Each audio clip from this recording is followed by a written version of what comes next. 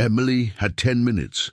10 minutes to save a stranger's life. She grabbed a pen and frantically started circling words on the restaurant check. "Gunman," she muttered. "Behind. You. Deal. Gone. Wrong. Exit. Now." Her hands were shaking so violently she could barely walk toward booth 7. If he didn't understand the message, they would both be dead before midnight. The clock on the wall glared. 11:50. 10 minutes until the impeccably dressed man in the black suit would be executed in the middle of the Golden Spoon, the most exclusive steakhouse in the city, and Emily Carter, a 24-year-old waitress, working the graveyard shift to cover her sister's astronomical medical bills, was the only one who knew what was coming. She hadn't intended to eavesdrop on the conversation. She just needed to use the restroom during her break. The men's room was occupied, and the women's was closer to the private dining area, where the VIPs ate behind those frosted glass doors. That's when she heard Victor Sterling's voice, booming even through the thick walls. She recognized it instantly. Everyone who worked at the Golden Spoon knew Victor Sterling. He was a regular, a huge tipper, the kind of guy who smiled too wide and tipped too generously, which always made Emily suspicious. Tonight, his voice was different, harder, colder, more sinister. "The target is at booth 7, he was saying into his phone, his words dripping with venom. "3 of my guys are in position. When the clock strikes midnight, we move. The Serpent Lord dies tonight, and no one will ever know what really happened." Emily froze in the bathroom stall, her heart hammering so loud she was sure they could hear it through the walls. Serpent Lord. She didn't know what that meant, but she knew what the other words meant. Target, guys in position, dies tonight. Someone was about to be murdered. Right here. In 10 minutes. She peeked through the crack in the stall door as Victor swaggered past, still barking into his phone. His expensive shoes clicked against the marble floor. His voice faded as he slithered back to the private dining area. Emily's first instinct was to call 911, but what would she say? A powerful businessman is planning to kill someone called the Serpent Lord at midnight? They would think she was insane. And by the time anyone took her seriously, it would be too late. Her second instinct was to run. Clock out. Go home. Pretend she'd never heard anything. Let whatever was going to happen, happen. It wasn't her problem. She had enough problems of her own. But then she thought of Ashley, her 16-year-old sister, lying in a hospital bed across town, hooked up to machines that beeped and whirred and cost more money than Emily would ever have. Ashley, who still believed in heroes, who still believed that good people did good things, even when it was hard, even when it was dangerous. What would Ashley think if Emily walked away and let a man die? If you've ever faced a moment where doing the right thing meant risking everything, you understand what Emily was feeling. Most of us never face that moment. We tell ourselves we would be brave if we had to, but when it actually happens, when the choice is real, most people look the other way. Emily almost did too. But then she walked out of the bathroom and saw him, the man at booth 7, the target. He was sitting alone, casually studying a menu, completely oblivious to the 3 men scattered at nearby tables, who were watching his every move with deadly intent. He was tall and impossibly handsome, with dark hair swept back from a face that seemed almost too perfect. His suit was black and bespoke, the kind that cost more than Emily made in a year, but it was his eyes that stopped her in her tracks. They were amber, not brown, not hazel. Amber, like liquid gold, catching the light from the chandeliers in a way that seemed almost inhuman. He looked up as she passed, and for a moment their eyes locked. Emily felt something strange, a pull, a recognition of something she couldn't name, a connection forged in the fire of impending doom. And then the moment passed, and she kept walking, her mind racing a mile a minute. She had 8 minutes now, maybe less. She needed a plan. She needed to warn him without the three men noticing, without Victor Sterling figuring out that someone had overheard his conversation. That's when she glanced down at the check in her hand. The check for table 12, which she had been about to deliver. An idea formed, desperate, stupid, probably suicidal. But it was all she had.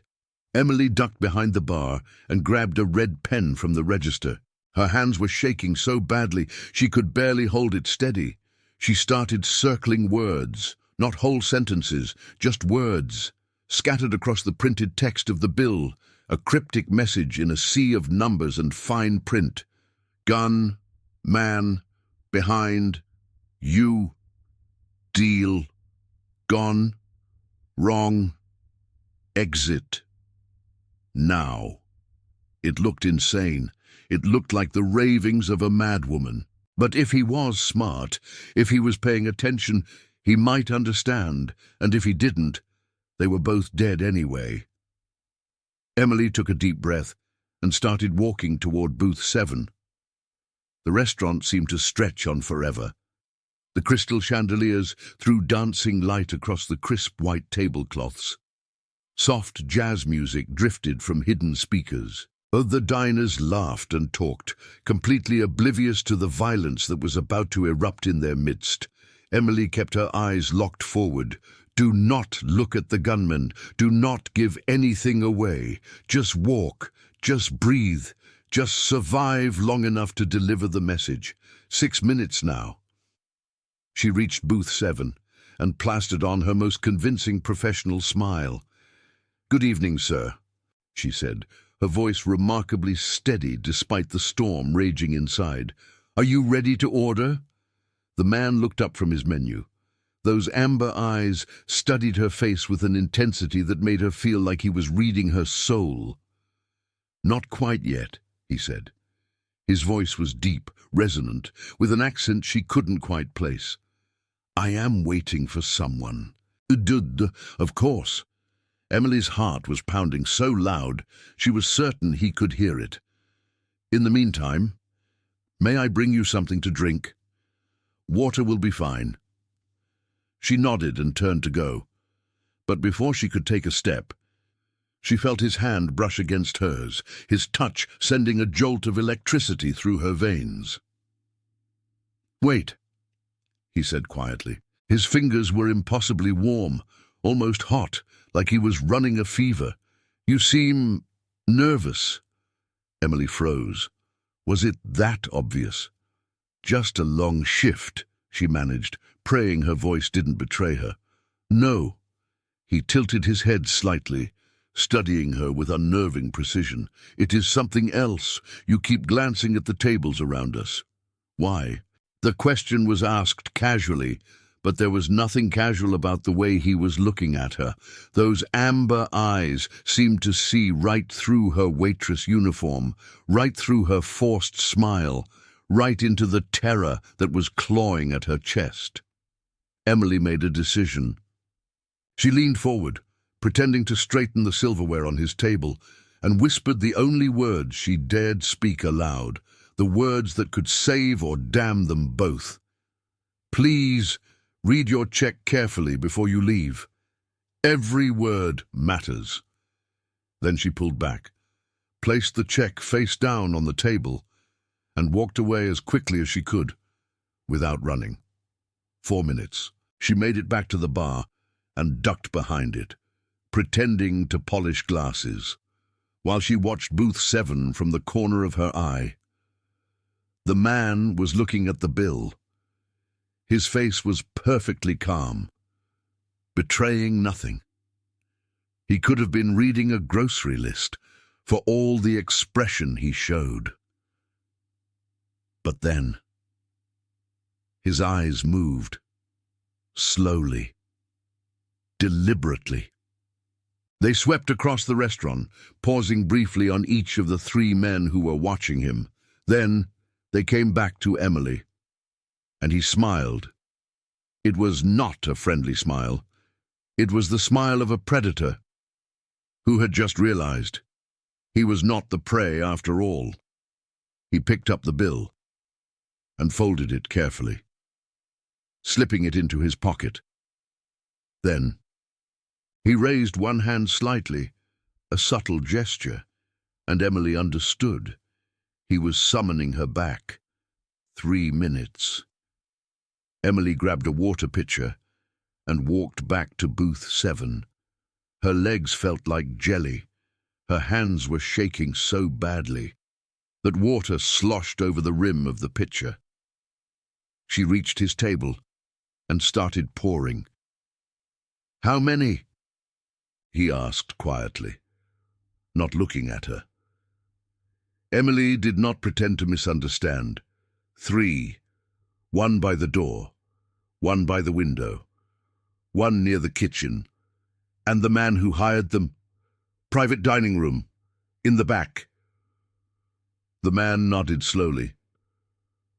He took a sip of water, his movements unhurried, as if they were discussing the weather. "When they move," he said, "to get behind the bar and stay down. No matter what you see, do not scream. Do you understand?" Emily nodded, too terrified to speak.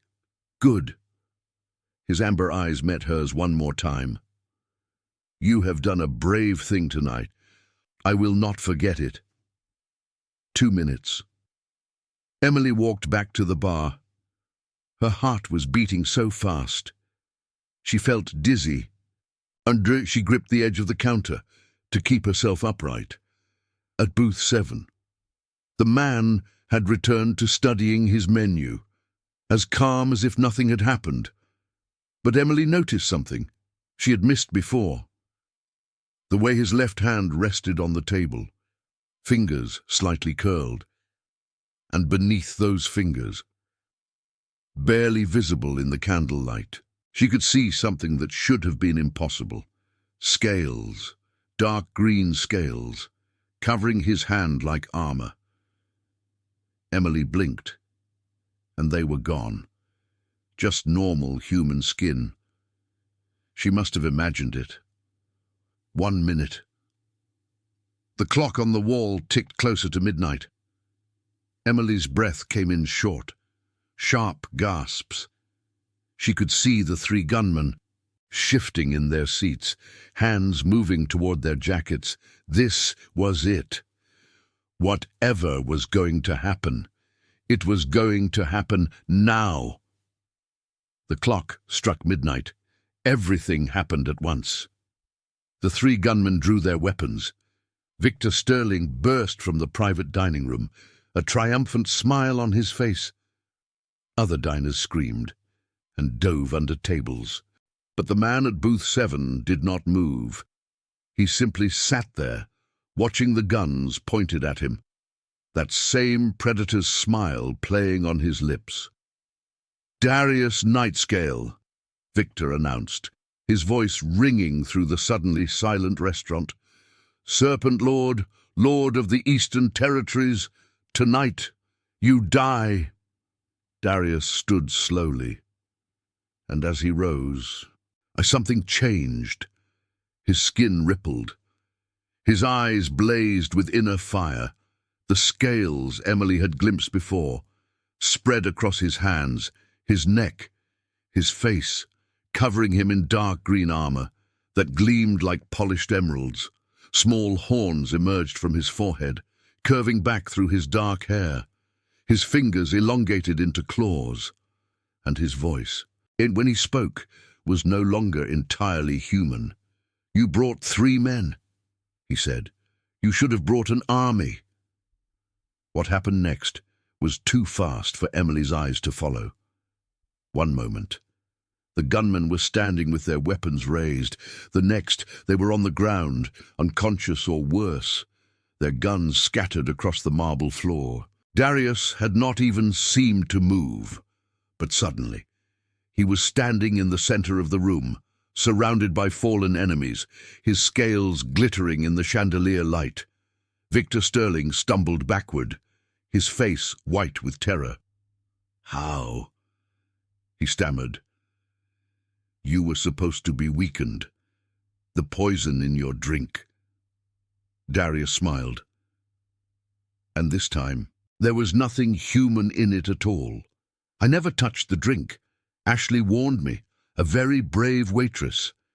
He glanced toward the bar, where Emily was crouching, frozen in shock. Victor turned to run, but Darius was faster. In the blink of an eye, he had crossed the room and seized Victor by the throat, lifting him off the ground with one clawed hand. "You thought you could kill a serpent lord," Darius said, his voice echoing through the silent restaurant.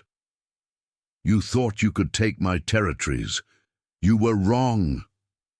The front doors of the restaurant burst open, and more figures poured in, men and women in dark coats. Moving with the same inhuman speed and grace as Darius, some of them had visible scales, others had eyes that glowed like fire. Dragons. They were all dragons. Emily stayed hidden behind the bar, watching as Darius's people secured the restaurant, restrained Victor and his fallen gunmen, and began herding the terrified human diners toward the exits. She should have been afraid. She should have been running, but she could not move. She could only stare at the impossible scene unfolding before her. And then Darius turned and looked directly at her. "Come out," he said. His voice was gentle now, the scales receding from his face, his features returning to something more human. "You are safe. I promise." Emily stood on trembling legs. She walked out from behind the bar, stepping over broken glass and overturned chairs, until she stood in front of the Serpent Lord. He looked different now, still impossibly handsome, still radiating power, but also something else. Gratitude, wonder, respect. "You saved my life," he said simply. "I just wrote some words on a piece of paper. You risked everything." Darius studied her face with those amber eyes. "You did not know me. You did not know what I was. But you saw injustice, and you acted. Do you know how rare that is?" Emily did not know what to say. She had acted on instinct, on some desperate need to do the right thing, even if it killed her. "Why?" Darius asked. "Why did you warn me?" Emily thought of Ashley, of the hospital bills, of the long shifts, and the empty apartment, and the endless struggle just to survive. "Because I saw something wrong," she said quietly. "And when you see something wrong and do nothing, you become part of the wrong." Darius was silent for a long moment around them. His people continued to clean up the chaos, their movements efficient and practiced. "What is your name?" he finally asked. "Emily. Emily Carter. Emily Carter." He said her name like he was memorizing it, like it was important. "Tell me, Emily Carter, what do you need most in this world right now?" The question caught her off guard. What did she need? Money? Security? A miracle? "My sister," she heard herself say. "She's sick. The doctors, they've given up, they say. There's nothing more they can do for her. She needs something medicine just can't provide." Victor Sterling nodded slowly, as if this answer made perfect sense. "What if I told you," he said, his voice low and resonant, "that medicine isn't the only kind of healing that exists? What if I told you that my people possess ways of curing what human doctors cannot?" Emily Carter felt something spark in her chest. Hope. Terrifying. Dangerous hope. I'd say that sounds too good to be true. It is not charity, Victor said, firmly. It is payment. You saved the life of the Serpent Lord tonight. That is no small thing. Let me save the life of your sister in return. Emily stared at him. This creature, this Serpent Lord, who had just single-handedly defeated 3 armed men, and turned Tony Carlucci, the most powerful businessman in the city, into a whimpering prisoner. He was offering her a miracle, all because she had circled some words on a restaurant bill. "Why?" she whispered, barely audible. "Why would you do this for me?" Victor smiled, and this time it reached his eyes, a warmth that seemed to melt the icy atmosphere around them. "Because you saw me," he said, "when everyone else looked right through me. You saw a stranger in danger, and you chose to help. Do you know how long it has been since a human did that? For one of my kind, we have spent centuries hiding, protecting ourselves from your world. And in one night, you reminded me why we shouldn't have given up on humanity entirely." Emily did not know what to say. Her throat was tight, with unshed tears. Behind them, one of Victor's people approached. "My lord," they said, bowing slightly, "the authorities are on their way. We should leave." Victor nodded. He reached into his pocket and pulled something out, a ring, gold, ancient-looking, with a dragon coiled around a dark green gem. He held it out to Emily. "This is a promise," he said. "Tomorrow night, come to this address." He pressed a card into her other hand. "Bring nothing, tell no one, just come, and we will discuss your sister's treatment." Emily took the ring. It was warm in her palm, almost alive. "How do I know this is real?" she asked, her voice trembling. "How do I know I can trust you?" "You do not," Victor admitted, "but you trusted me enough to warn me tonight. Trust me. One more time."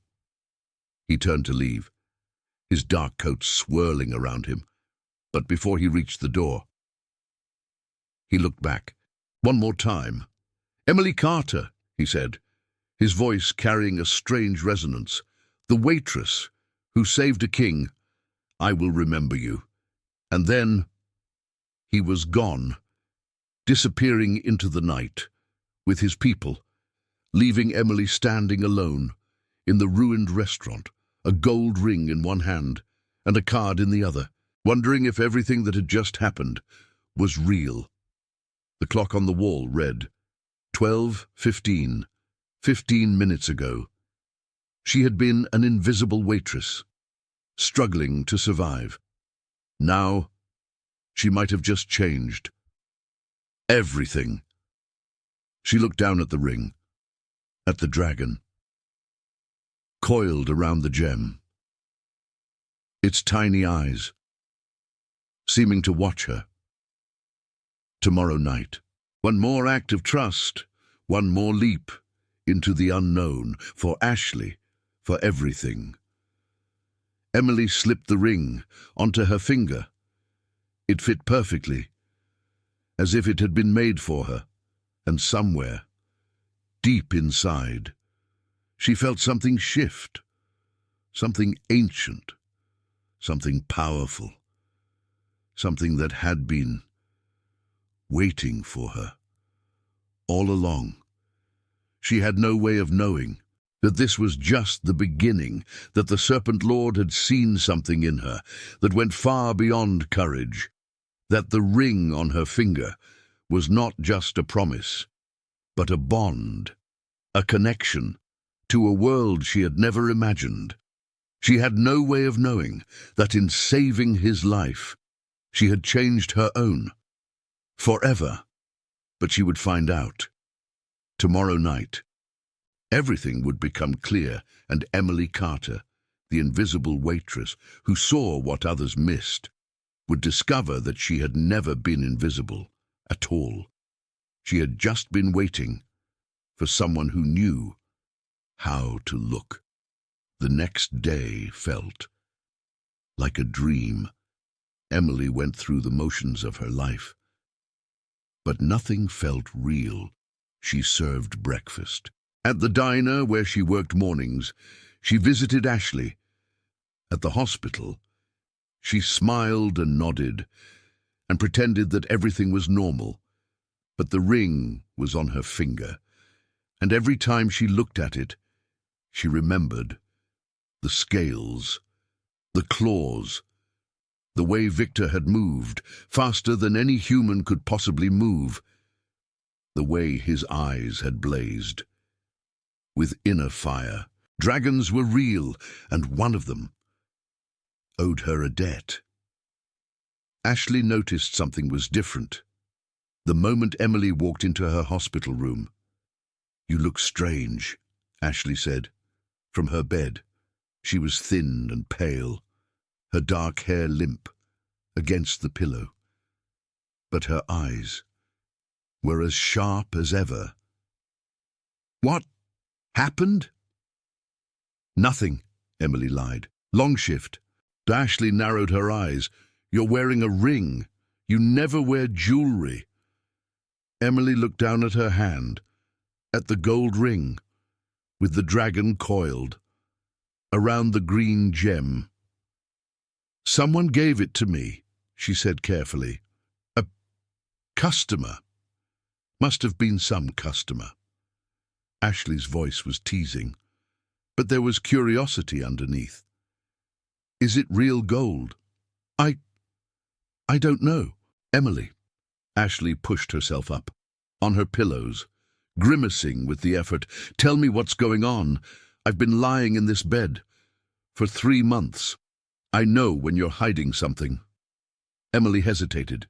She wanted to tell Ashley everything about the restaurant, the gunman, the serpent lord who had promised to help. But what if it was all a trick? What if she got Ashley's hopes up for nothing? "There might be a new treatment option," she said finally. "Someone I met knows doctors who specialize in cases like yours." Ashley's eyes widened. "What? Why didn't you lead with that?" "Because I don't know if it's real yet," Emily admitted. "I don't want to promise something I can't deliver." "Emily." Ashley reached out and took her sister's hand. Her fingers were cold, fragile, like bird bones. "Any hope is better than no hope. You know that." Emily looked at her sister's face. 16 years old. She should have been worrying about boys and college applications, not chemotherapy schedules and survival rates. "Tonight," Emily said. "I'll know more. Tonight." "Then what are you doing here?" Ashley pushed her and toward the door. "Go get ready. Wear something nice." "And Emily?" "Yes? Whatever this is, whoever these people are. Thank you." Ashley smiled, and for a moment she looked like the healthy, happy girl she used to be. "Thank you for never giving up on me." Emily felt tears sting her eyes. She leaned down and kissed her sister's forehead. "I will never give up on you," she whispered. "Never."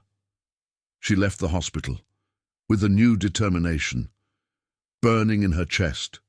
Tonight, she would find out if Victor's offer was real, and if it was, she would do whatever it took to save her sister, even if it meant walking into a world she didn't understand, even if it meant trusting a dragon. The address on the card led Emily to a part of the city She had never visited before, past the skyscrapers of downtown, past the trendy neighborhoods brimming with coffee shops and designer boutiques, to an area of old warehouses and industrial buildings that looked abandoned in the encroaching darkness. Emily walked slowly, her hand deep in her pocket, clutching her phone tightly. This could be a trap, a terrible mistake. But the ring on her finger, it felt warm, and that warmth somehow gave her courage. She found the building. It looked like all the others. A brick warehouse, windows boarded up, graffiti splashed across the walls. But the door was clean, and as she approached, it swung open silently. Emily stepped inside. The interior was nothing like the exterior. Instead of dust and decay, she found herself in a vast, open space filled with soft, diffused light. The walls were draped in rich fabrics, deep greens, golds, and crimsons. The floor, covered in intricate Persian rugs, and everywhere she looked, there were people. No, not people, dragons. Some looked almost human, with just a hint of scales visible at their collarbones, or maybe along their jawlines. Others had made no effort to hide what they truly were, their bodies shimmering with iridescent scales, horns curving from their foreheads, magnificent wings folded against their backs. Emily froze in the doorway, her heart pounding in her chest. "She came," a voice said. Victor Sterling emerged from the crowd, dressed in a dark green suit, the color echoing the scales peeking from beneath his collar. "I told them you would. I said I would," Emily managed, her voice surprisingly steady. "I keep my promises." Victor smiled, a predatory glint in his amber eyes. "So do I. Come, there's much to discuss." He led her through the throng, past dragons who watched her with curious, hungry eyes. Emily kept her chin up, refusing to show even a flicker of fear. She had faced worse than curious stares. They reached a private room at the back of the warehouse. It was smaller than the main hall, but just as richly decorated. 2 chairs faced each other across a low, mahogany table. On the table sat a manila folder. "Please, sit." Victor gestured to one of the chairs. He took the other, folding his long legs beneath him with an inhuman grace. Emily sat. She could feel her pulse throbbing in her throat, but she kept her voice even. "You said you could help my sister." "I said I could offer her healing, that human medicine simply cannot provide." Victor leaned forward, his amber eyes burning into her. "But first, I need to understand what we're dealing with. Tell me about her condition." Emily took a deep breath. And then, for the first time, she told someone the whole truth. She told him about the diagnosis 3 months ago, about the rare autoimmune disease that was slowly, ruthlessly, destroying Ashley's organs, about the experimental treatments that had failed, die one after another, about the doctors who had started talking about making her comfortable instead of making her better.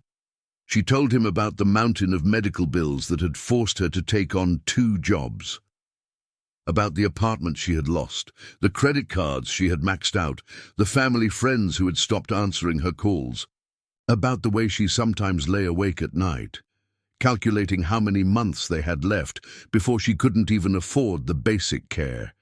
She told him everything when she finished. Victor was silent for a long moment. The only sound, the distant murmur of voices from the main hall. "Your sister is dying," he said finally. his voice low and serious. "Human medicine cannot save her. Is that correct?" Emily nodded, not trusting her voice. She could feel tears stinging her eyes, but she refused to let them fall. "What if I told you that my people have healers who can cure what your doctors cannot?" Victor opened the folder on the table. Inside were documents filled with symbols written in a language Emily did not recognize. "What if I told you that Ashley could be healthy again in weeks?" Emily felt hope surge in her chest, dangerous and painful. It felt like a betrayal of the grief she had been carrying. "What would I have to do?" "Nothing you wouldn't do anyway." Victor met her eyes, his gaze intense. "You already proved your worth last night. You saw danger, and you acted. You protected a stranger, at risk to yourself. That is rare, Emily, rarer than you know." "I didn't do it for a reward," Emily said, her voice barely a whisper. "I know. That is precisely why you deserve one." Victor leaned back in his chair, a flicker of amusement in his eyes. "But this isn't just charity. I'm offering you something more." "What?" "A position." Victor's expression was serious now. "All business. My people have lived in secret among humans for centuries. We have our own territories, our own politics, our own conflicts. And we need eyes in the human world. People who can see what we miss. People who can walk where we cannot go unnoticed." "You want me to spy for you?" Emily asked, incredulous. "I want you to observe." Victor smiled slightly, a hint of his true nature flashing across his face. "You saw 3 gunmen in a crowded restaurant when no one else did. You heard a whispered conversation through a bathroom door. You noticed details that trained assassins missed. That is a gift, Emily, and I want to put that gift to use." Emily stared at him. This was not what she had expected. She had thought he would give her money, or a name of a doctor, or some kind of magical cure. She had not expected him to offer her a job. "If I say yes," she said slowly, carefully, "what happens to Ashley?" "She receives treatment immediately. Our healers will begin tomorrow, and she will not be alone." Victor's voice softened, just slightly. "I will not ask you to choose between your sister and your duty. You will have time to be with her, to see her recover. This is not servitude. Emily, this is partnership." "Why me?" Emily asked, genuinely confused. "You have an entire building full of dragons. Why do you need a human waitress?" "Because humans go where dragons cannot." Victor gestured around them. "Look at us. Even when we hide our scales, we do not quite fit in your world. We are too tall, too pale, too intense. We draw attention. But you, Emily, you have spent your entire life being invisible. You know how to watch without being watched. You know how to listen without being heard. That is worth more than all the strength and fire in the world." Emily looked down at the ring on her finger. The dragon's tiny eyes seemed to gleam in the soft light, mocking, or perhaps encouraging. She thought about Ashley, lying in that sterile hospital bed, tubes and wires snaking around her frail body. About the doctors shaking their heads, their faces etched with pity. About the future, that had seemed so hopeless, just 24 hours ago. And she thought about what it would mean to say yes, to step into a world of dragons and secrets, to become someone who mattered, who was seen, who had purpose beyond mere survival. "If I say yes," she said, her voice firm, despite the tremor in her hands, "I have conditions." "Name them," Victor replied, his gaze unwavering. "Ashley comes first, always. If she needs me, I am there. No questions asked." "Agreed," Victor said immediately. "And I need to know what I am getting into. No secrets, no hidden agendas. If you want me to trust you, you have to trust me." Victor considered this for a long moment, his expression unreadable. Then he nodded, slowly, deliberately. "Fair. I will tell you everything you need to know, but understand that there are things you cannot unknow. Once you are part of our world, there is no going back to ignorance. I'm already in your world." Emily held up her hand, showing the ring. "I have been, since the moment I circled those words. On that bill."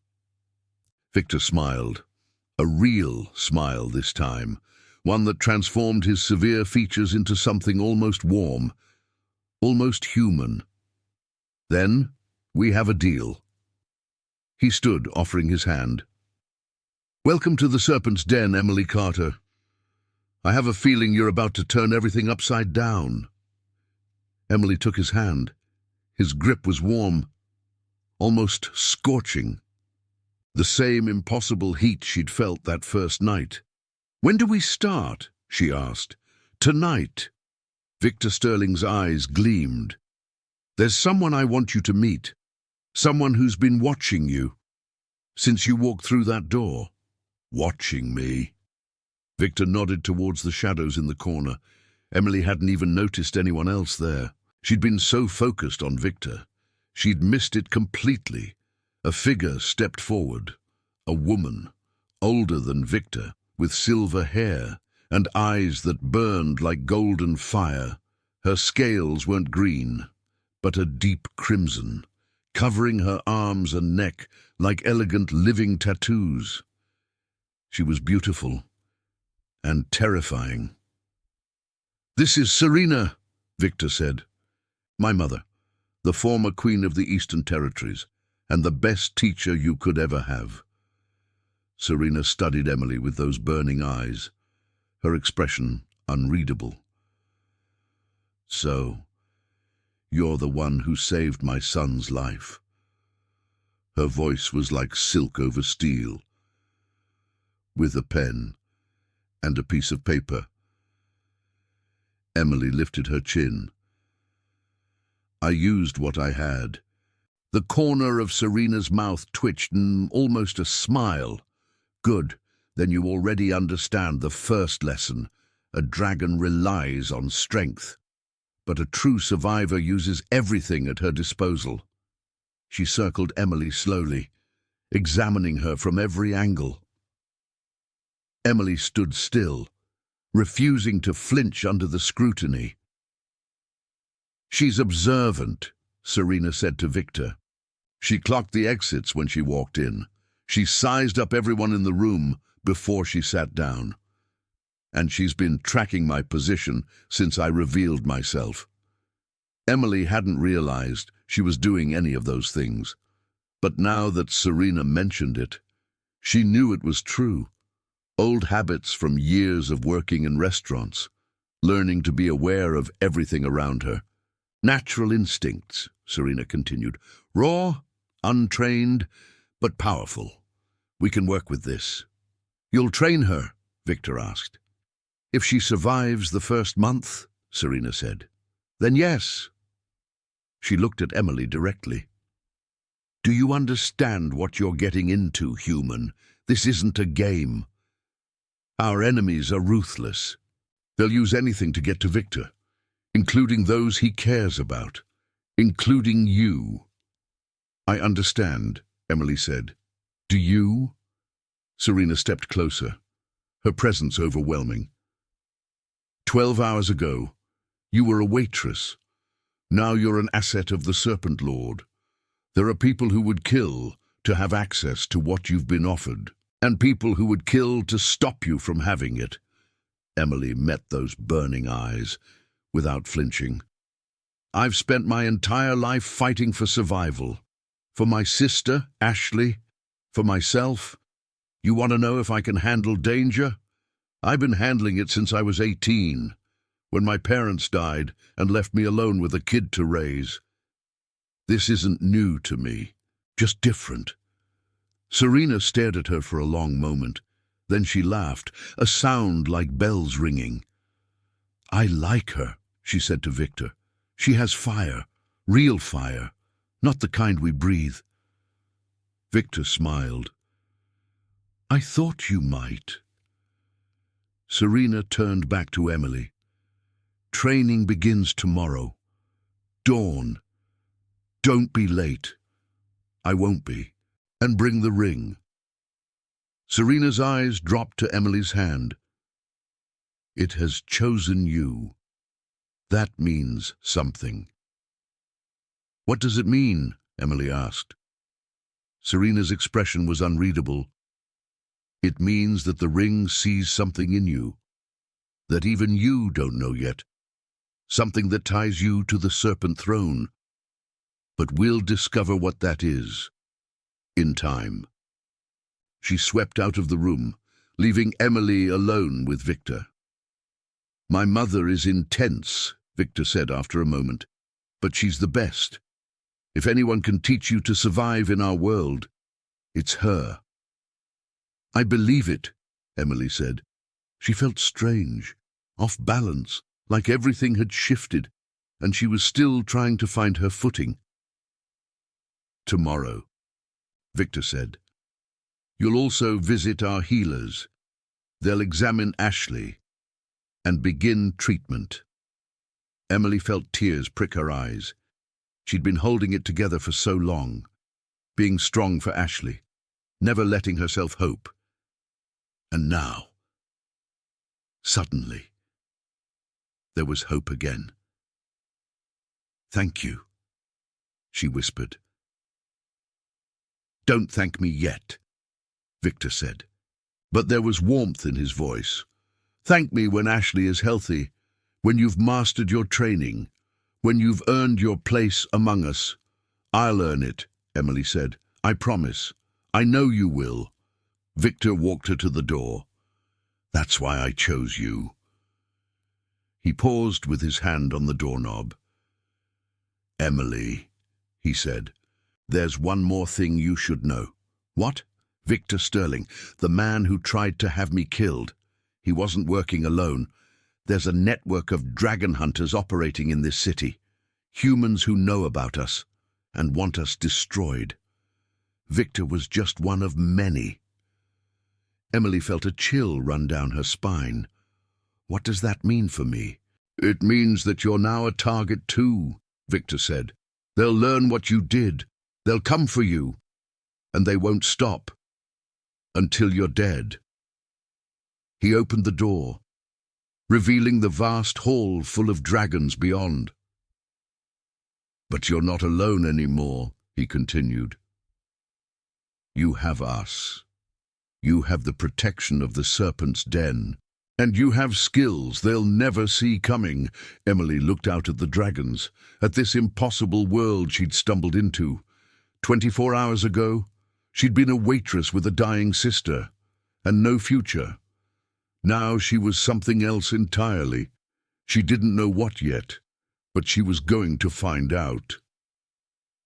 Let them come, she said quietly. Victor smiled.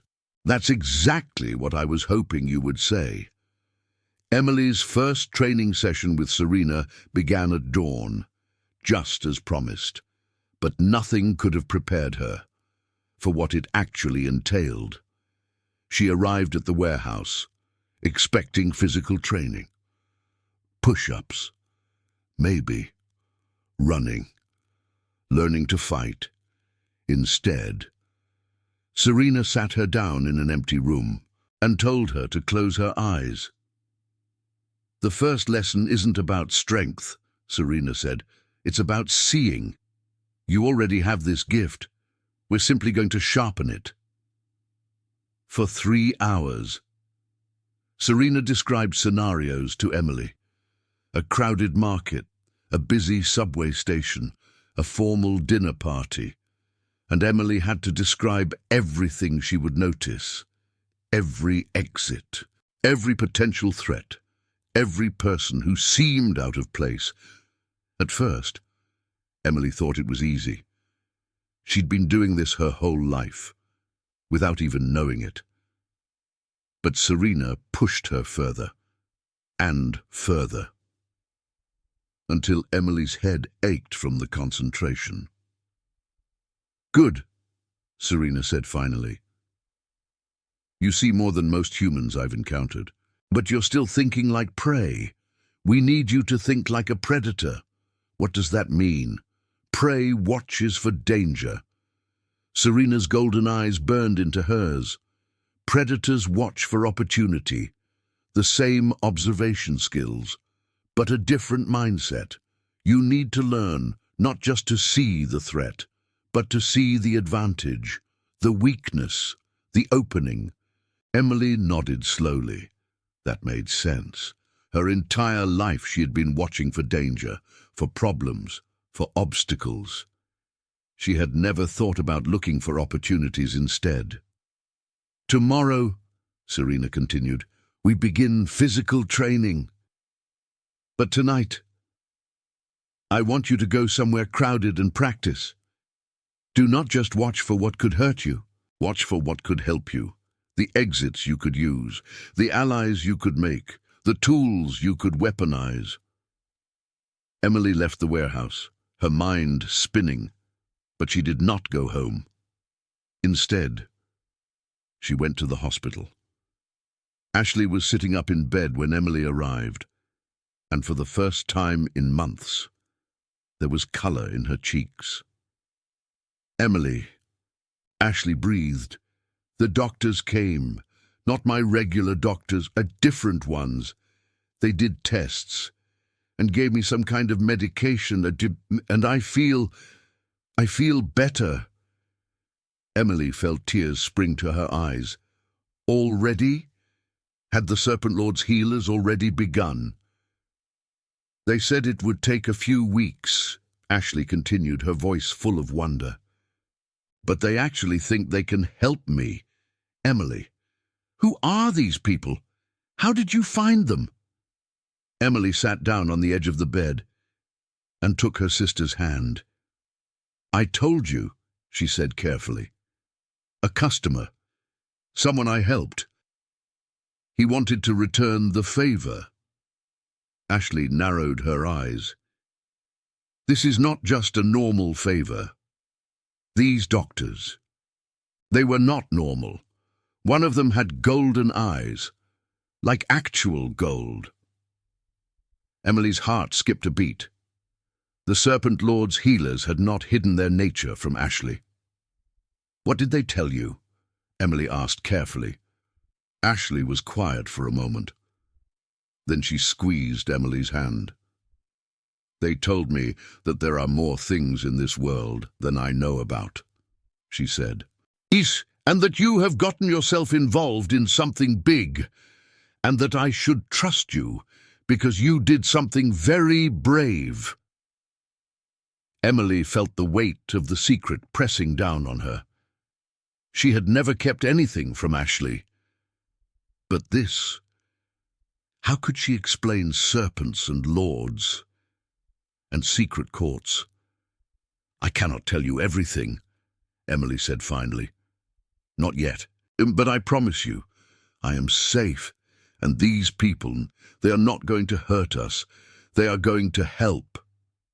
Ashley studied her face for a long moment. Then she nodded.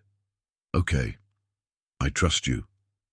But Emily, whatever this is, be careful.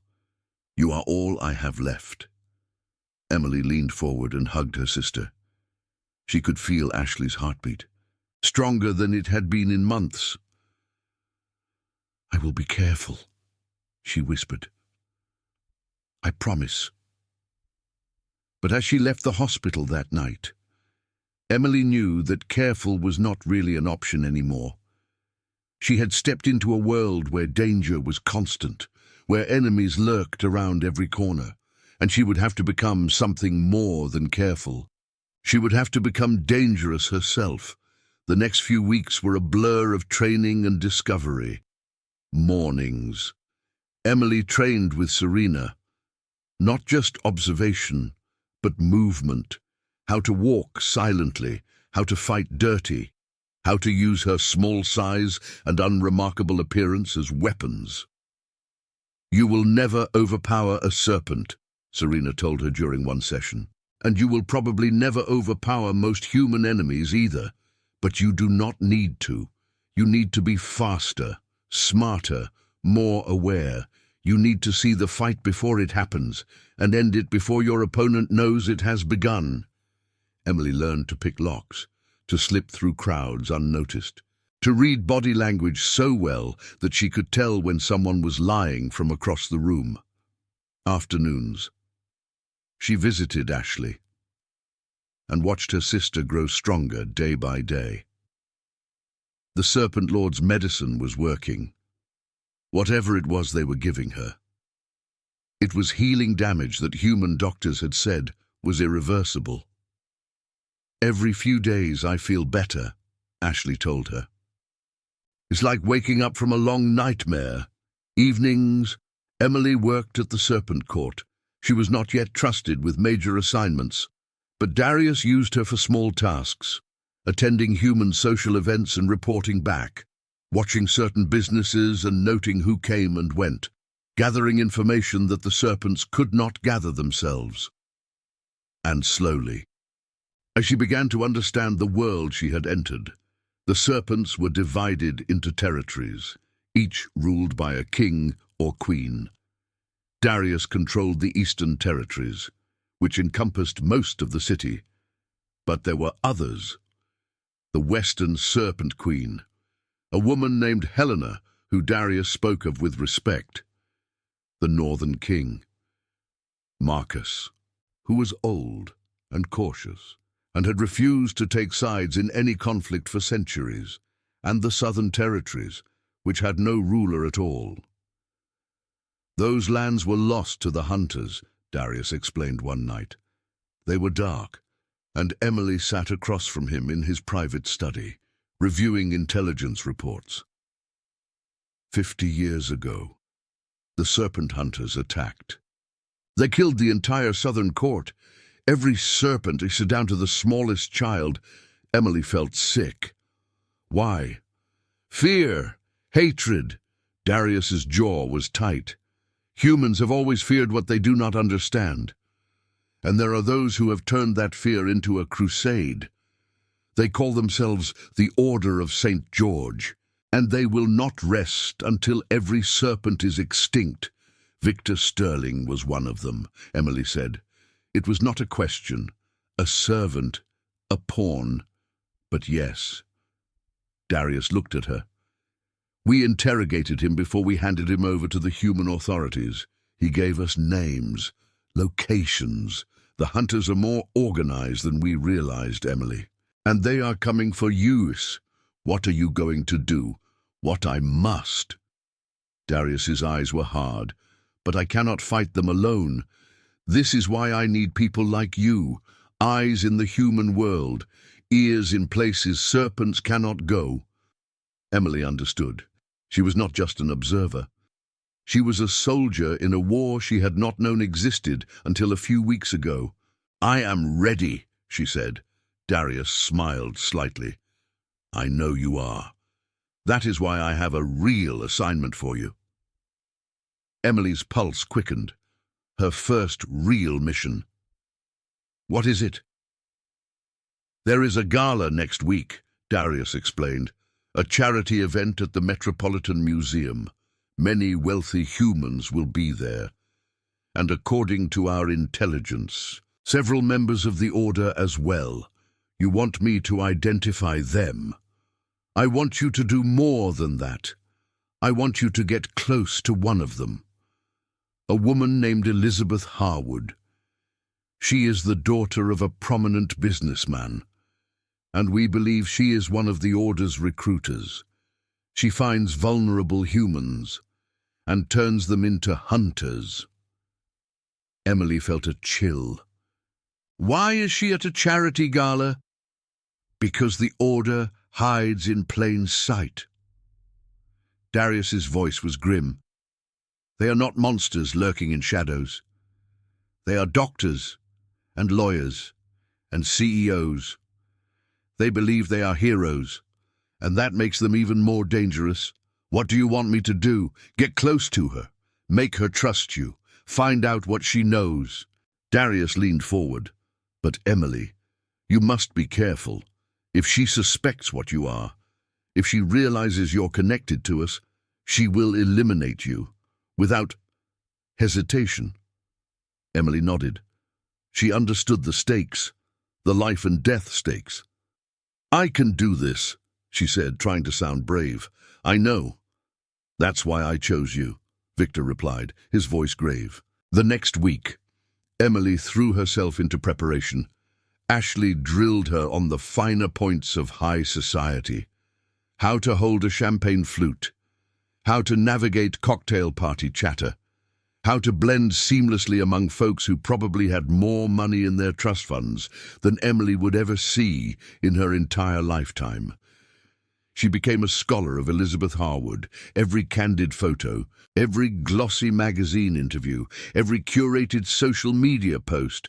By the time the charity gala rolled around, Emily felt like she almost knew the woman, intimately. And maybe that was the most unsettling thing. Elizabeth Harwood looked kind, warm, like the type who volunteered at the local soup kitchen every Thanksgiving and wrote huge checks to children's hospitals. She did not look like someone who hunted serpent lords, but Emily knew better. She had learned that monsters rarely look like monsters the night of the gala. Emily arrived at the Metropolitan Museum of Art in a borrowed designer dress. Black silk, elegant but understated, the kind of thing a catering staffer might wear.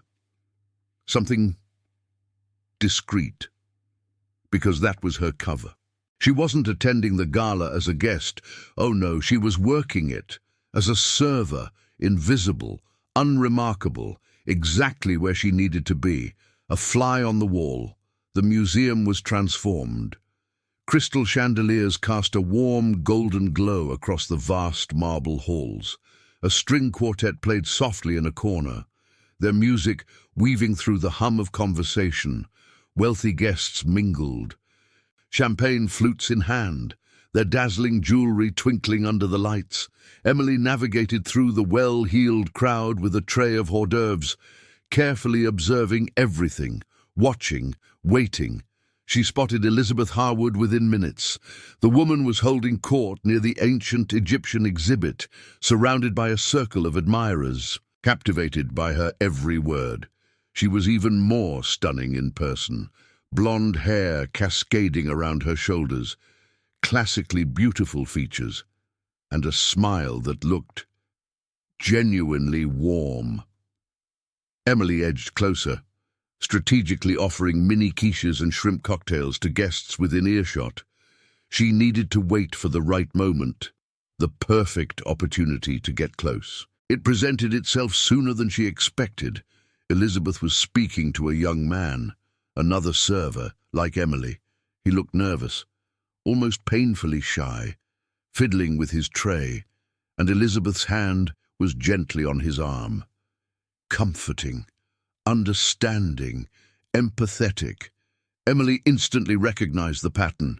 She had read about it in the files Darius had compiled. This was how Elizabeth recruited. She preyed on people who were struggling, people who were desperate for a break, and offered them something they desperately craved: hope. Hope with a very, very steep price tag. Emily drifted closer, subtly adjusting the decorative napkins on her tray, trying to blend in, to disappear. I understand how hard it must be, Elizabeth was saying softly, working these events, serving people who have so much when you have so little. It's just not fair, is it? The young man shook his head. He looked on the verge of tears. What if I told you there was a way to change things? Elizabeth continued, her voice like velvet. A way to be part of something bigger, something that actually matters. Emily's blood ran ice cold. She had heard enough. Elizabeth was actively recruiting, right here, right now. She needed to get closer. She needed to hear more. She needed to intervene. But before she could move, she felt a hand clamp down on her arm. Cold, strong, intimidating. She whirled around and found herself face to face with a man in a dark, impeccably tailored suit. He was tall, broad-shouldered, with eyes that were flat and dead, like a shark. "You've been circling this room for the past 15 minutes, he said quietly, his voice devoid of any warmth. "And you haven't actually served anyone in the last 5. Why is that?" Emily's heart hammered against her ribs. She had been made. Somehow. She had been compromised. She forced herself to remain calm, to think, to analyze. "I'm new," she stammered, trying to keep her voice steady and even. Still, learning the layout of the room. The man's grip tightened on her arm. It felt like a vice. "We don't have anyone new on staff tonight." Emily's mind raced. She had mere seconds to decide. Run or fight. Both options felt equally hopeless, equally dangerous. But then she remembered Ashley's words. Don't just watch for what could hurt you. Watch for what could help you. She glanced around, desperately scanning the room for an escape. The fire exit was across the hall. Too far, security guards stood like statues near the main entrance. They wouldn't help her. The crowd was too dense to try and push through. But then, near the Egyptian exhibit, she saw him, a man with amber eyes, watching her intently from across the room. Darius. He had come after all. He hadn't said he would be there, but he had come. Their eyes locked. Emily saw understanding flash across his face. He knew she was in trouble. Deep trouble. And then he moved. It happened so quickly. Emily almost missed it. One moment. Darius was across the room. The next. He was standing right beside her, his hand closing firmly over the wrist of the man who was holding her captive.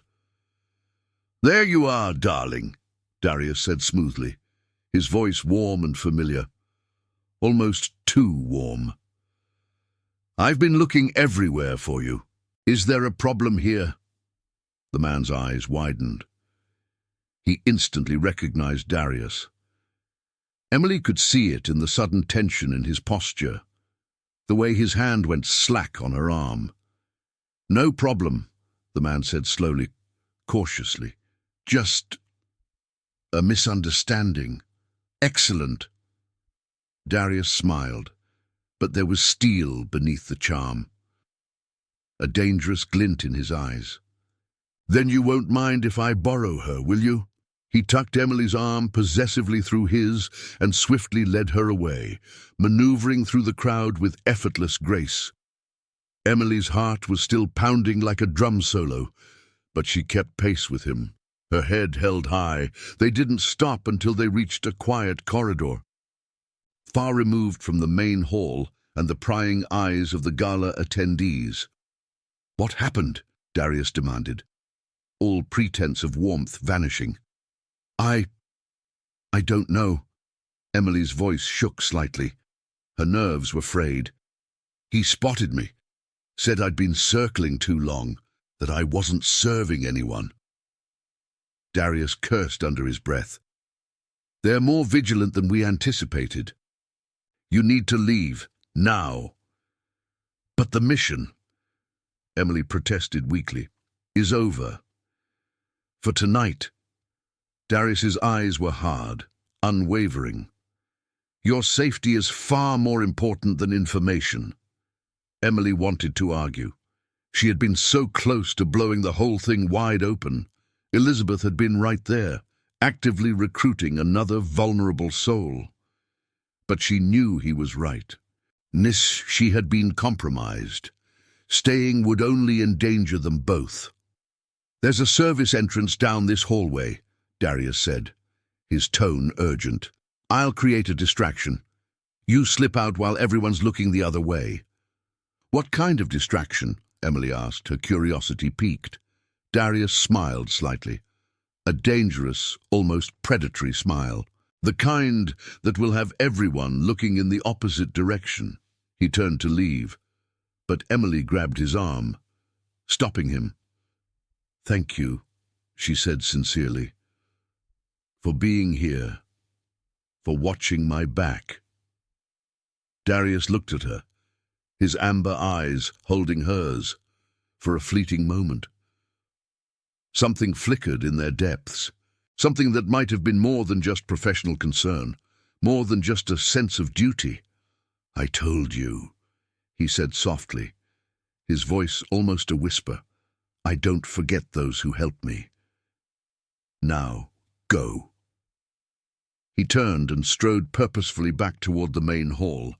Emily watched him go, then headed towards the service entrance, her pulse still racing. Behind her, she heard a sudden commotion erupt, raised voices, shocked gasps, the unmistakable sound of shattering glass. She didn't look back. She just kept walking, head down, tray still clutched tightly in her hand, until she reached the service corridor and slipped silently out into the cool night air. The cold air hit her like a slap to the face. She was shaking uncontrollably, adrenaline still pumping furiously through her veins. She had failed, her first real mission, and she had failed. But she was alive, and sometimes that was enough. And she had learned something important. The Order of St. George was here, in the city, operating openly, and they had almost caught her. Emily walked 3 blocks before she stopped in a quiet alley to catch her breath. The borrowed dress was ruined, soaked with nervous sweat. Her feet ached from the stilettos, but her mind was clear. For the first time all night, she had made a mistake. She had been too eager, too obvious. She had let her observation skills slip. Because she was nervous about the assignment, she would not make that mistake again. When she finally made it home, there was a message waiting for her, not on her phone, but slipped under her door. A folded piece of paper, with a single sentence written in elegant script. "The failure is not in falling. It is in not getting up. Tomorrow." "We try again." There was no signature, but Emily knew who it was from. Serena. Emily crumpled the note and tossed it away. Then she picked it up again, smoothed it out, and pinned it to her bulletin board. Tomorrow. She would be better tomorrow. The next few weeks were harder than anything Emily had ever experienced. Serena pushed her to her limits. Physical training that left her muscles screaming, mental exercises that gave her headaches, strategy sessions that lasted until her eyes burned. But Emily did not complain. She absorbed everything, every lesson, every correction, every failure, and slowly she began to change. The waitress who had circled words on a restaurant bill was still there, somewhere inside her. But a new Emily was emerging, harder, sharper, more dangerous. "You are progressing faster than I expected," Serena told her one morning, after a particularly brutal sparring session. "Most people would have broken by now." Emily wiped blood from her lip. I do not have the luxury of breaking. Serena studied her with those golden eyes. No, she said quietly, I suppose you do not. Meanwhile, Ashley continued to improve. The special medicine was doing what doctors had said was impossible. Her color was returning. Her strength was rebuilding. She was starting to talk about going back to school. Emily visited her every afternoon, treasuring these hours of normalcy amid the chaos of her new life. You seem different, Ashley said one day. Not bad different, just different. Emily looked at her sister. Different? How? More confident? Maybe. Ashley tilted her head. Like you know something the rest of us don't. Emily smiled. Maybe I do. Will you tell me someday? Someday, Emily promised. When it is safe. Ashley accepted that. She had always trusted Emily, even now, when Emily's life had become something neither of them could have imagined. The second attempt at the Elizabeth Harwood mission came 3 weeks later. This time, Emily did not go as a server. She went as a guest. Victor had provided the cover, a fictional identity, a wealthy young woman from out of town, interested in Elizabeth's charity work, the kind of person Elizabeth might want to recruit. It felt like walking into a lion's den, wearing a sign that said, I am a gazelle. But Emily was not a gazelle anymore. The event was smaller than the gala, a private reception at Elizabeth's townhouse in Greenwich, 20 guests, intimate, personal, dangerous.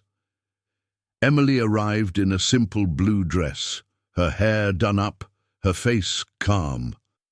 She had practiced this hundreds of times. She knew her cover story inside and out, and she knew what she was looking for. Elizabeth greeted her at the door with that warm, genuine smile. You must be Catherine, she said, using Emily's cover name. I'm so glad you could make it. Thank you for having me, Emily replied. I've heard wonderful things about your work. And so it began. For 2 hours, Emily moved through Elizabeth's townhouse, making small talk, studying the other guests. Most of them seemed like ordinary wealthy people, philanthropists, business owners, the kind of people who wrote checks at charity events. But a few of them had that look, the flatness in the eyes, the coiled tension beneath the polished surface. Hunters. Emily catalogued each one. Faces, names, details, everything she could observe without being obvious. And finally, toward the end of the night, she got what she had come for. Elizabeth pulled her aside into a private study. The room was lined with books and artwork, tasteful, expensive, the kind of room where important conversations happened. I have been watching you all night, Elizabeth said. There is something about you, Catherine. Something different. Emily kept her expression neutral. Different how? Aware. Elizabeth's eyes gleamed. You notice things others miss, the way people move, the exits, the threats. Most people sleepwalk through life, but not you. Emily felt a chill. This was it. Elizabeth was evaluating her, testing her. I have had to be aware, Emily said carefully. Life has not always been kind. No, it never is. To people like us. Elizabeth moved closer. Can I tell you a secret, Catherine? Of course. Elizabeth leaned in. There are monsters in this world, she whispered. Real monsters, creatures that hide among us. wearing human faces. Most people never see them, but some of us do. Some of us have been touched by their evil. Emily forced herself to stay calm. What kind of monsters? They call themselves dragons. Elizabeth's voice was hard now, all warmth gone. They pretend to be human. They infiltrate our society, and they feed on us. Our fear, our weakness, our blood. Emily felt sick, but she kept her face blank. Dragons, she repeated, letting skepticism creep into her voice. That sounds like a fairy tale. I wish it were. Elizabeth pulled back. I lost my father to them 15 years ago. He discovered what they were, and they killed him for it. I'm sorry, Emily said, and she meant it. Whatever Elizabeth had become, her pain was real. Do not be sorry. Elizabeth's eyes burned. Be angry, be ready, because there is a war coming. Catherine, and I want you to be on the right side of it. Emily looked at this woman, this hunter, this killer who believed she was a hero, and she made a decision. Tell me more, she said. Elizabeth smiled, that wide, warm smile that hid so much darkness underneath. I thought you might say that. What Emily learned that night changed everything. The Order of St. George was not just a group of vigilantes. It was a global network, centuries old, with resources and intelligence that rivaled any government agency. They knew about the dragon territories. They knew about the courts and the kings. They had been planning a coordinated attack for years, and it was coming soon. Elizabeth did not give Emily specifics. She was too smart for that. But she gave her enough to understand the scope of the threat, enough to be terrified. When Emily finally left Elizabeth Sterling's townhouse, her mind was racing.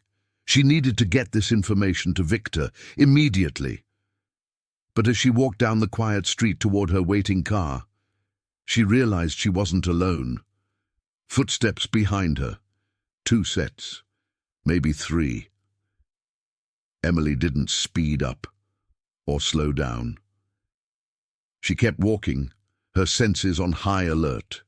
A black van pulled up beside her. The side door slid open. Emily ran. She made it half a block before they caught her. Strong arms grabbed her from behind, lifting her off her feet. A hand clamped over her mouth before she could scream. Easy now, a voice said in her ear. We just want to talk. They threw her into the van. The door slammed shut, and the van started moving. Emily landed hard on the metal floor. She was surrounded by 3 men in dark clothes. Their faces were hard. Their eyes were flat, hunters. You thought you were clever, one of them said. Coming into Elizabeth's house with your fake name and your fake story. But we've been watching you for weeks. We know who you are. We know who you work for. Emily's blood ran cold, but she didn't let it show. I don't know what you're talking about, the man laughed. Emily Carter, 24 years old, 2 jobs, sick sister at St. Jude's Hospital.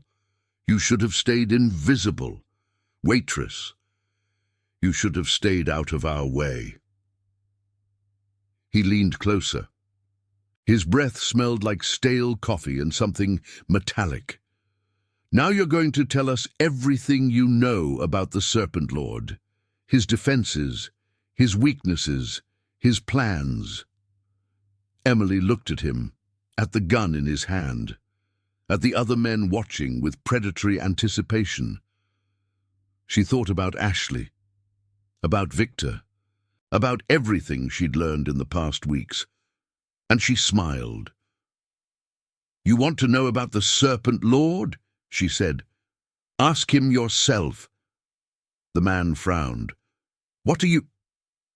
The van's roof exploded. Metal screamed and twisted. Cold night air rushed in and through the hole. Emily saw something that took her breath away. Victor, in full dragon form. He was enormous, scales like dark emeralds, wings that blotted out the stars. His eyes burned like twin suns, and when he roared, the sound shook the very foundations of the earth. The hunters tried to fight. They raised their weapons. They fired, but bullets couldn't stop a dragon. Victor tore through them like paper, claws flashing, wings beating. In seconds, it was over. Emily huddled in the corner of the ruined van, her ears ringing, her heart pounding. She couldn't move, couldn't think. Then Victor was there, shrinking back to human form, reaching for her with hands that still had traces of scales. "Emily," he said, "are you hurt?" She shook her head. "No, no. Can you walk?" "I think so." He helped her out of the wreckage. The street was empty. Whoever had seen what happened had wisely chosen to disappear. "How did you find me?" Emily managed. "The ring." Victor pointed to her hand. "It's bonded to me. I can sense when you're in danger." Emily looked down at the dragon ring.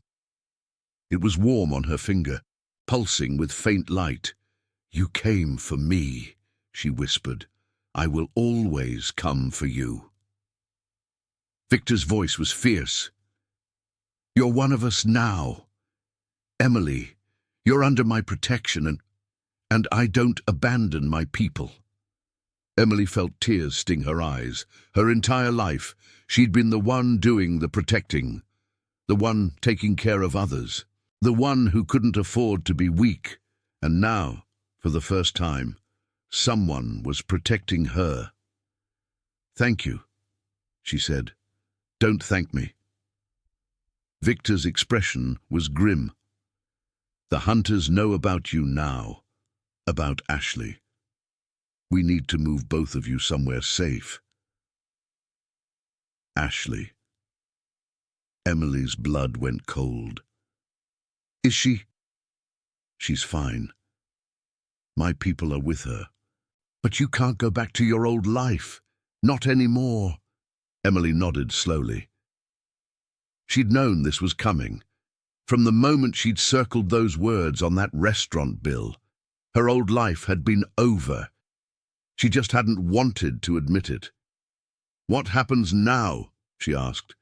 "Now," Victor said, "we prepare for war." He took her hand, and together they disappeared into the night. Behind them, the ruined van smoldered. The bodies of the hunters lay still, and somewhere across the city, Elizabeth Sterling received a message. The waitress survived. The Serpent Lord protects her. Elizabeth read the message twice. Then she smiled. "Good," she said to herself. "That makes things much more interesting." She reached for her phone and dialed a number. "It's time," she said. "Begin the operation." The next 48 hours were chaos. Victor moved Emily and Ashley to the Dragon Sanctuary, a hidden compound in the mountains north of the city. It was a place that had existed for centuries, invisible to human eyes, protected by ancient magic that predated electricity and automobiles. Ashley was terrified at first.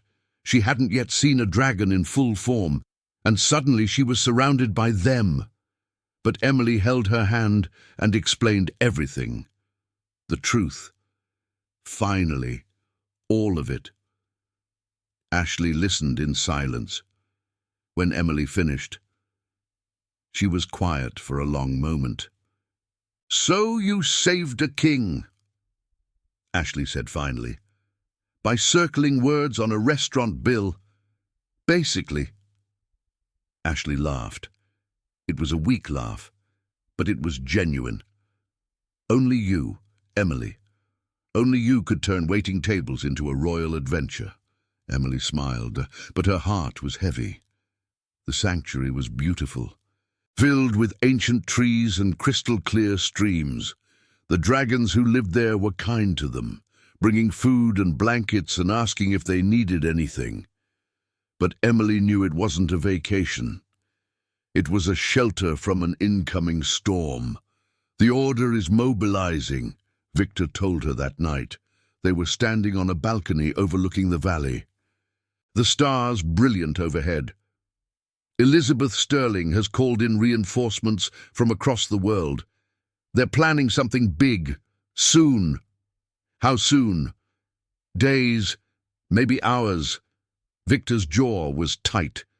We have spies in their organization, but they've gone dark. Whatever they're planning, they've kept it secret, even from their own people.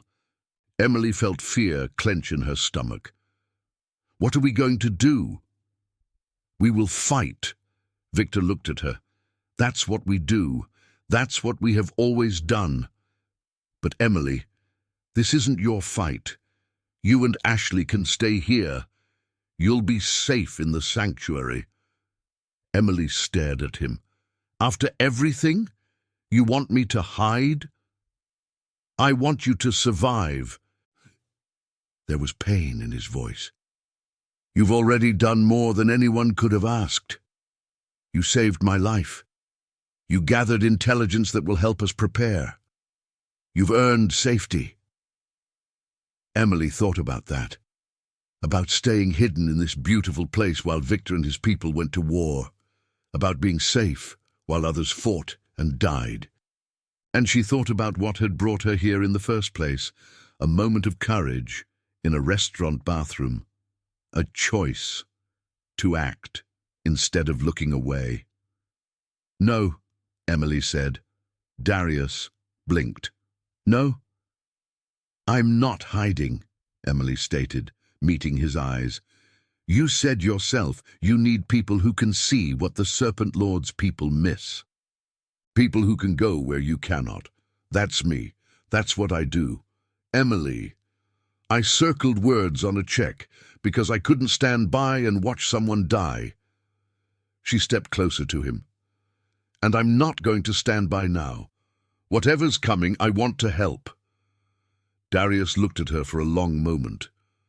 The starlight caught his amber eyes, making them glow. You're extraordinary, he said quietly. Do you know that? Emily felt heat rise to her cheeks. I'm just someone who pays attention. That's exactly what makes you extraordinary. Darius reached out and touched her face, his fingers warm against her skin. Most people go through their entire lives, never really seeing the world around them. You see everything, and more than that, you act on what you see. That's rare, Emily. Rarer than you know. Emily didn't know what to say. She had never thought of herself as extraordinary. She had just been surviving, day by day, doing what needed to be done. But looking into Darius's eyes, she saw something else. Respect, admiration, and something deeper, something that made her heart race. If you want to fight, Darius said, I won't stop you. But promise me something. What? Promise me you'll stay alive. His voice was fierce. Whatever happens, whatever choices you have to make, stay alive. I didn't save you from that van, just to lose you in battle. Emily nodded. I promise. Darius smiled. It was the first real smile she had seen from him since that night in the van. Then let's prepare, he said. We have work to do. The attack came 2 days later. Emily was in the command center. When the alarms started blaring, dragons were running, shouting, transforming into their true forms. The air crackled with tension and fear. "They found us," Darius said, his face grim. "Somehow. They found the sanctuary. How? This place was supposed to be hidden for centuries." "I don't know." Darius was already moving toward the door. "But it doesn't matter now. All that matters is defending it." Emily followed him outside. What she saw took her breath away. The sky was filled with helicopters, black shapes against the stars, their searchlights cutting through the darkness, and on the ground, pouring through the tree line, were soldiers, hundreds of them, armed with weapons that gleamed with strange light. Not ordinary weapons, Emily realized. Dragon-killing weapons. The Order of St. George had come in force. What followed was the longest night of Emily's life. She couldn't fight like a dragon. She couldn't breathe fire or tear through steel with her claws. But she could do what she had always done. She could watch. She could observe. She could see what others missed. There! She shouted to a group of dragons near the main gate, "Flanking through the trees! 20 at least!" The dragons turned and intercepted the ambush, before it could form. Later, in the chaos of the battle, Emily spotted something else.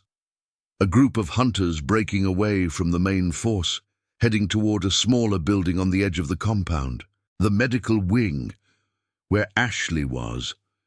Emily didn't hesitate. She ran. The hunters were faster than she expected. By the time she reached the medical wing, they were already inside. She could hear Ashley screaming. Emily grabbed a metal tray from the ground. It wasn't much of a weapon, but it was something. She burst through the door. 4 hunters, all armed, all between her and Ashley, who was cowering in the corner, her hospital gown torn, her face white with terror. "Step away from my sister," Emily said. The hunters laughed. "You?" one of them said. "You're going to stop us, with a tray?" Emily didn't answer. She was observing, counting, calculating. 4 hunters, 3 with guns raised at her. One turned toward Ashley, reaching for her arm, the one reaching for Ashley. That was the threat.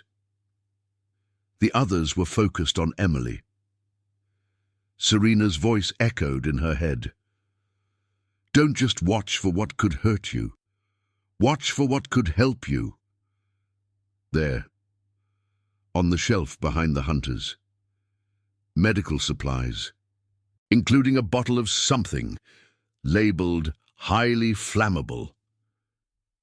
Emily threw the tray, not at the hunters, but at the shelf. The bottle shattered. Liquid sprayed across the nearest hunter, soaking his clothes. And then Emily did something she hadn't known she could do. She thought about fire, about the ring on her finger, warm against her skin, about Darius and the bond they shared. The ring blazed with light, and the hunter's soaked clothes burst into flames. He screamed, dropping his weapon, frantically trying to put out the fire. The other hunters turned in shock. Emily moved. She wasn't as fast as a dragon, but she was fast enough. She grabbed the dropped gun and fired. The shots were wild, untrained, but they were enough. The hunters dove for cover. Ashley scrambled toward Emily. "Go!" Emily shouted. "Out the back! Run!" Ashley ran. Emily backed toward the door, keeping the gun raised, keeping the hunters pinned. "You can't escape!" one of them snarled. "This place is surrounded. Every dragon here will die tonight." Emily smiled. It was the smile of a predator. "Not every dragon," she said. She fired one more shot, then turned and ran. Emily and Ashley made it out of the medical wing, just as the building collapsed behind them, brought down by some explosive the hunters had planted. They ran through the chaos of the battlefield. Dragons fought overhead, their roars shaking the earth. Hunters fell, dragons fell. The night was filled with fire and screaming and death. "Where are we going?" Ashley gasped. "Away!" Emily pulled her sister toward the tree line. "We need to get away from the fighting." But they didn't make it. A figure stepped out of the shadows ahead of them, a woman, blonde and elegant, her smile wide and warm. Even in the midst of battle, Elizabeth Harwood. "So, you're the famous Emily Carter," Elizabeth said. "The waitress who saved the Serpent Lord. I've been wanting to meet you." Emily pushed Ashley behind her. "Stay away from us." "Or what?" Elizabeth tilted her head. "You'll circle some words on a piece of paper at me?" Emily felt the ring pulse on her finger. Whatever she had done in the medical wing, she didn't know if she could do it again. She didn't even know what it had been. But she had to try. "You don't understand anything," Emily said. "You think you're fighting monsters. But you're not. You're killing families, children, people who have never hurt anyone. They're not people." Elizabeth's voice was cold. "They're beasts, predators, and we're doing humanity a service by wiping them out." Ashley stepped forward. "That's just not true," Elizabeth snapped, her voice laced with disbelief. Her eyes darted to Emily, a flicker of suspicion crossing her face. "And who exactly are you?" Emily straightened, her voice trembling slightly but firm. "I'm her sister, Ashley's sister." She stood her ground, defiant. "And those beasts you're talking about, they saved my life. I was dying.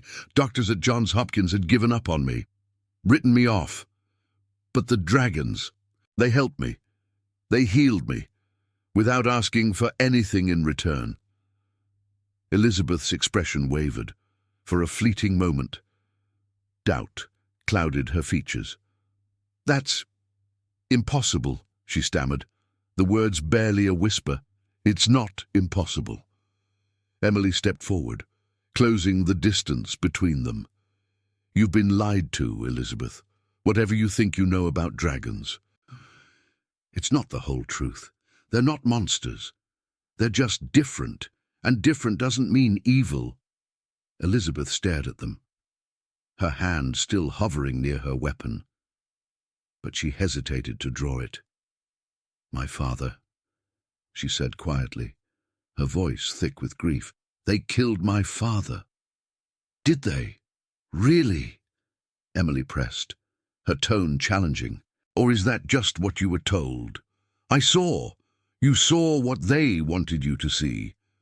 Emily took another step, her gaze unwavering. "I know what it's like to lose someone. I lost my parents too, a long time ago, and I know how easy it is to blame someone, anyone, for that pain. But killing innocent beings won't bring your father back. It'll just create more orphans, more people like you and me, carrying a pain that never goes away." Elizabeth remained silent, her face a mask of conflicting emotions. The sounds of the raging battle faded into the background, and for that moment, it was just the three of them, standing together in the encroaching darkness. Then, slowly, Elizabeth's hand dropped from her weapon, falling limply to her side. I don't know what to believe anymore," she whispered, her voice barely audible. "That's the first step," Emily said softly, extending a hand in friendship. "Admitting that you might be wrong." Elizabeth Lowe,